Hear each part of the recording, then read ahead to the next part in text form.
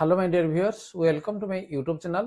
तेणु जो मैंने ओटीटी 2025 परीक्षा देवाई जाऊँगी तेणु से भिडियो इंपोर्टाट रहा। आज आम आलोचना करवा जे पेपर 1 रो चाइल्ड डेवलपमेंट एंड पेडागोजी बा सीडीपी एवं जार 30 नंबर आमर परीक्षा आसूसी। तेणु सेठू आमर पेडागोजी हूँ 10 नंबर और 20 नंबर हूँ आमर कंटेंट। तेणु टोटाल 30 नंबर आज आम आलोचना करवा गोटे सेट जे को भाव में child development and pedagogy question आसो। ठीक अच्छे जदि चैनल को नुआ सब्सक्राइब कर नोटिफिकेशन बेल को ऑन कर ओटीटी 2025 जोटा कि आमर 17/12/2025 बहुत अल्प दिन रहा। तेणु या भितर निजक प्रिपेरेसन करनी। ठीक अच्छे जीवा नंबर 1 शिशुटीर ईर्षा भय आदि गुण क्यों विकास को बुझाए। चाइल्ड डेवलपमेंट एंड पेडागोजी संबंधी ये प्रश्न जे शिशुटीर ईर्षा भय आदि गुण क्यों विकास को बुझाए। आवेगिक मानसिक शारीरिक ज्ञानात्मक। तेणु ये हूँ आवेगिक। ठीक अच्छे तेणु ये आवेगिक विकास को एटा बुझाए। शैशवावस्थार बयस सीमा केते। शैशवावस्थार बयस सीमा केते। जन्मरु 1 वर्ष, जन्मरु 6 वर्ष, जन्मरु 3 वर्ष, जन्मरु 2 वर्ष। ताले यार सठिक उत्तर हूँ कौन जे जन्मरु 3 वर्ष जहाँ को आम शैशवावस्था बोली कही था। निम्नलिखित मध्यरु केउ सामाजिक विकासटी शैशवावस्था शिशु पाखरे देखा जाए। कांदिबा, खेलिबा, बाह्य जगत विषय जानिया पई चेष्टा करिबा एथि मध्यरु कोनोसीटी नुहे। ताल देखो जे से कहूजी सामाजिक भी शैशवावस्था शिशु पाखरे अर्थात जन्मरु 3 वर्ष पर्यंत जोड़ा ता पाखरे देखा जाए कोडा जे कांदिबा। तेणु ये हूँ आमर सठिक उत्तर। नेक्स्ट नंबर 4 शैशवावस्था शिशुर सामाजिक विकास मोटामोटी कहा द्वारा प्रभावित होता है। सामाजिक परिवेश, गृह परिवेश, साथी परिवेश एथि मध्यरु कोनोसीटी नुहे।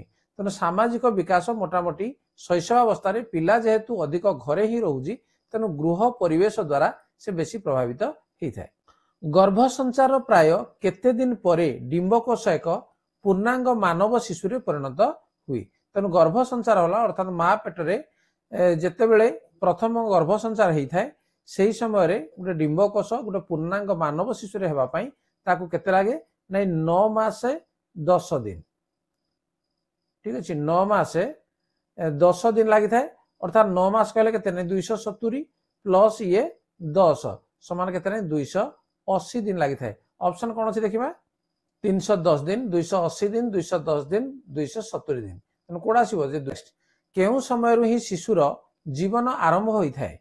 शैशव, पूर्णांग मानव, गर्भधारण एथिमध्यरु कोनोसीटी नुहे। कोडू जे शिशुर जीवन आरंभ होता है कोडू जे गर्भधारण। केउ मनोविज्ञानी शिक्षण तत्व क्रीड़ा भित्तिक। फ्रेबेल, रॉबिन्सन, स्टीवेनसन एथिमध्यरु कोनोसीटी नुहे। तेणु शिक्षण तत्व क्रीड़ा भित्तिक ये हूँ फ्रेबेल। क्रीड़ा भित्तिक शिक्षादान पद्धति केउ प्राणी द्वारा प्राणी पाई उद्दिष्ट। निम्न श्रेणी केउ प्राणी नहीं केउ श्रेणी एटा। ठीक अच्छे केउ श्रेणी पाई उद्दिष्ट निम्न श्रेणी, प्राथमिक श्रेणी, माध्यमिक श्रेणी, उपरोक्त समस्त। तेणु आमर क्रीड़ा भित्तिक शिक्षादान हूँ आमर निम्न श्रेणी पाई उद्दिष्ट। निम्नत केउ प्रकार शिक्षण माध्यम रे सीधा सड़क तथ्य संग्रह होता है। अनुकरण, प्रयत्न और प्रमाद, अनुभूति, पर्यवेक्षण। तेणु यार सठिक उत्तर है कौन जो पर्यवेक्षण द्वारा। पर्यवेक्षण अर्थ कौन देखिबा, अनुभव करिबा, उद्देश्य प्रणोदित होई प्रत्यक्षण करिबा, चिंता करिबा। जे सी होजी सठिक उत्तर। पर्यवेक्षण कहला माने उद्देश्य थाई आमे देखिबा को कहा जाउची।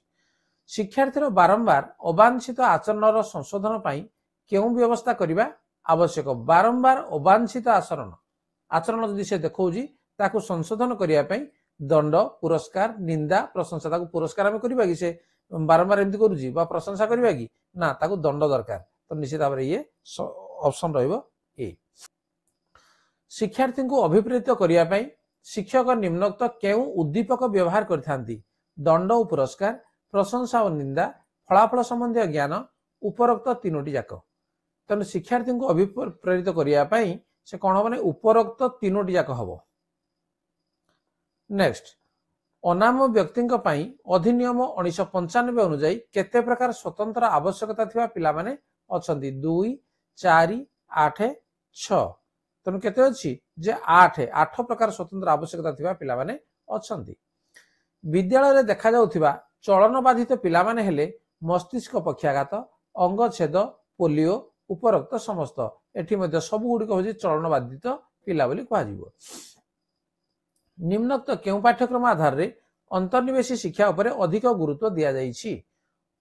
कोठारी आयोग जातीय शिक्षा नीति 1986 जातीय शिक्षा नीति 1999 जातीय पाठ्यक्रम आधार 2005 ताले ये कोड आसीबो ने जातीय पाठ्यक्रम आधार 2005 रे अधिक गुरुत्व दिया जाइछि।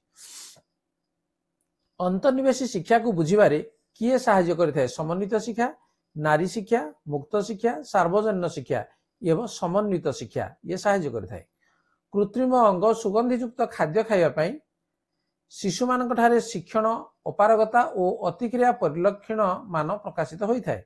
यह केउ मनोवैज्ञानिकर विश्वास अटे कट फिलगोल्ड गार्डनर बट तने ये होजी हमर जे फिलगोल्ड यांकर विश्वास।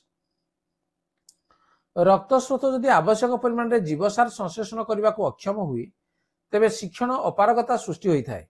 यह केउ मनोवैज्ञानिकर मत वर्नन भर्जन कोगन कट गेजल्स तेणु ये हूँ जे कट यही मनोवैज्ञानिकर मत। निम्नलिखित मध्यरु केउंटी शिक्षण कार्यर उपादान नुहे आह्वानमूलक स्वतःपूत अंशग्रहण उभय क और ख एथि मध्यरु कोनोसीटी नुहे एटा कोडा भी हबो नै कारण आह्वानमूलक स्वतःपूत अंशग्रहण ये हूँ शिक्षण कार्यर उपादान। कार्यटी पिलामानक द्वारा आह्वानमूलक होइथाय जेतेबेले दिया जाइथिबा कार्यटी शिक्षार्थीर मानसिक स्तर उपर आधारित कार्यटी अर्थपूर्ण होइथिले कार्य प्रति पिलाटर आग्रह थिले सब गुड होउची तेणु कोन हबो नै ऑप्शन डी ये होउची हमर सठिक उत्तर। शिक्षकंकर निम्नलिखित केउ कार्यटी छात्र छात्री मन रे शिक्षण प्रति आग्रह वृद्धि करिथाय पक्षपातिता लिंगगत भेदभाव उत्तम व्यवहार दंड व्यवस्था तेणु चारोटी जदि आमे देखिबा ताले उत्तम व्यवहार जोड़ा कि छात्र छात्री मन रे शिक्षण प्रति आग्रह वृद्धि होइथाय। सर्वशिक्षा अभियान रे निम्नलिखित केउ योजना अनुसार कांथ शिक्षण कार्य निमित्त स्थान रहिबा आवश्यक। कांथ शिक्षण कार्य तेणु कांथरे शिक्षण कार्य रहबो आम विद्यालय मो विद्यालय कलापटा अभियान मध्याह्न भोजन कार्यक्रम एटा हबो कोन जे आम विद्यालय। नेक्स्ट निम्नलिखित मध्यरु केउंटी शिक्षण केंद्रिक पंथार लक्षण अटे। शिक्षण परिवेश शिक्षक और शिक्षार्थी किसी शिखि नथांती शिक्षक शिक्षार्थी पाई जड़े पथ प्रदर्शक भूमिका तुलाई थांती शिक्षार्थी शिक्षक मिसी शिक्षण मूल्यांकन करती शिक्षक शिक्षण कार्य रे योजना करती तेणु या ठीक भाव देखा ताले शिक्षार्थी शिक्षक मिसी शिक्षण मूल्यांकन करती। शिक्षण केंद्रिक शिक्षादान निमंते वेमर केतोटी अभ्यास परिवर्तन पाई मत देइथिले 3 2 7 5 तेणु तार सठिक उत्तर रहिबो जे 5। गछर जेकोसी दुईटी अंशर कार्य संक्षेप लेख 100टी शब्द मध्य यह केउ प्रकार प्रश्न रचनात्मक दीर्घ उत्तरमूलक वस्तुनिष्ठ सीमित उत्तरमूलक ये सीमित उत्तरमूलक ये हम।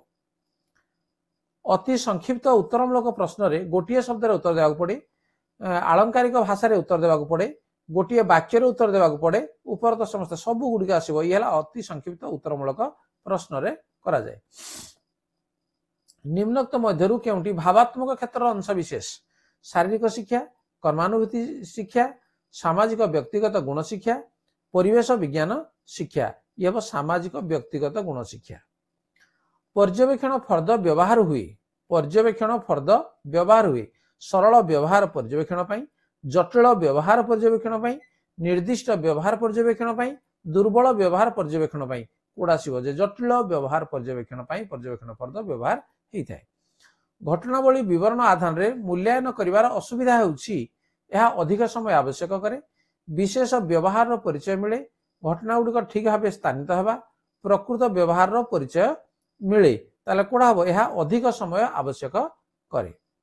नेक्स्ट जो क्षेत्र रे मूल्यांकन शिक्षक द्वारा भल भाव होई पारे नाही तार मूल्यांकन करा जाए पितामाता द्वारा ग्रामर मुखिया द्वारा प्रधान शिक्षक द्वारा सांग साथी मान द्वारा निश्चित भाव कोड़ा सांग साथी मान द्वारा ये हूँ आम सठिक उत्तर ताले आम चाइल्ड डेभलपमेंट पेडागोजी जो 30 प्रश्न आमर आसो जे यही 30 प्रश्न आमर आसो तेणु या आम आगु अभ्यास कर निश्चित भाव में परीक्षा आम सहज लगे ओटीटी सहज आम क्लीयर करने ताल ठीक अच्छे वीडियो भल लगे लाइक कमेंट शेयर कर चैनल को नुआ सब्सक्राइब करनी नोटिफिकेशन बेल को ऑन कर ठीक अच्छे देखा परवर्ती वीडियो आज धन्यवाद बाय बाय।